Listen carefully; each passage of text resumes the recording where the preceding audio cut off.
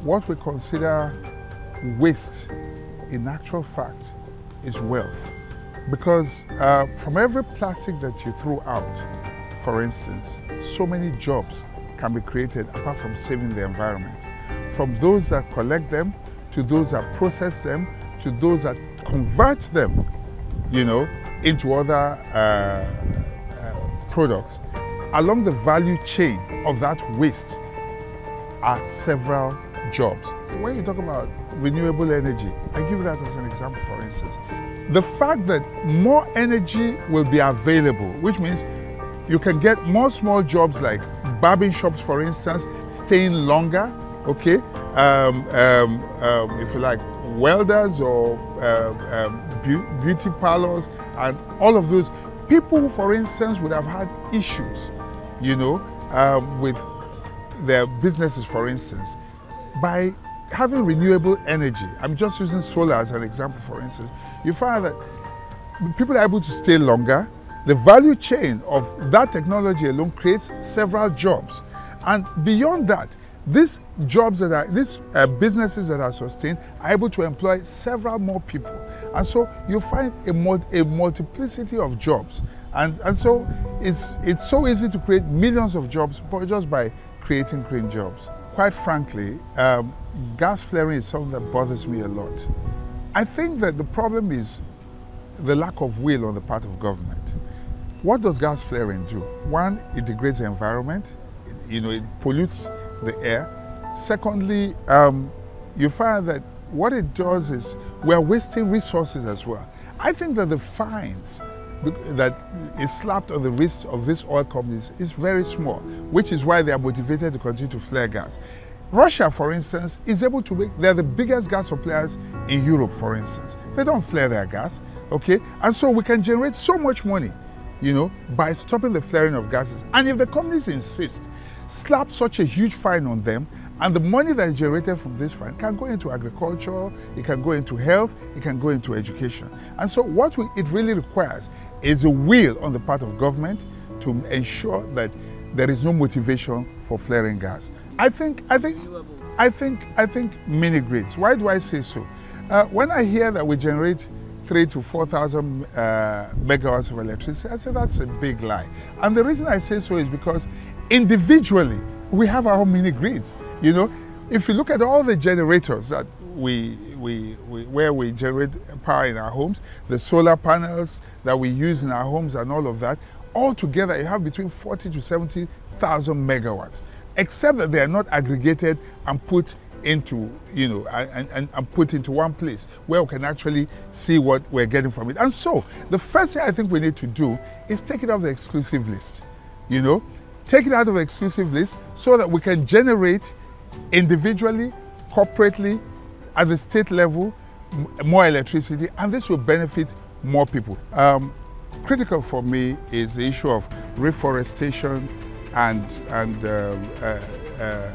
reforestation generally, because linked to security issues in Nigeria is the issue of desertification in the north. That puts pressure on the rest of the country. And so when you find herdsmen who cannot find foliage in their area, they move into areas where you have greener foliage, and then agriculture and all that. So that creates security problems. So I link to my green agenda will be linked to my security agenda as well, because if I tackle the issue of desertification, I'll be tackling security at the same time.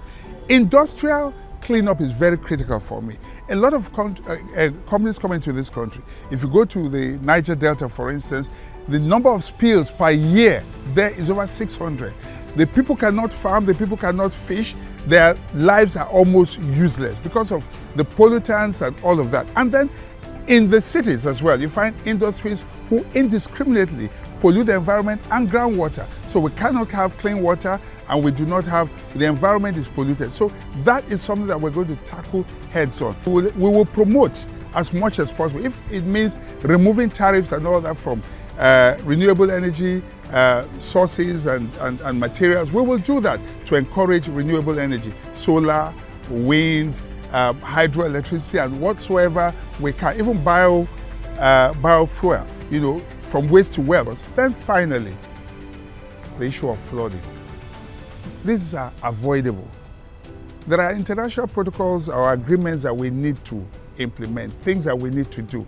With our neighbors, for instance, we find that through no fault of theirs, sometimes they have to release dams, and we are at the receiving end, we are at the bottom.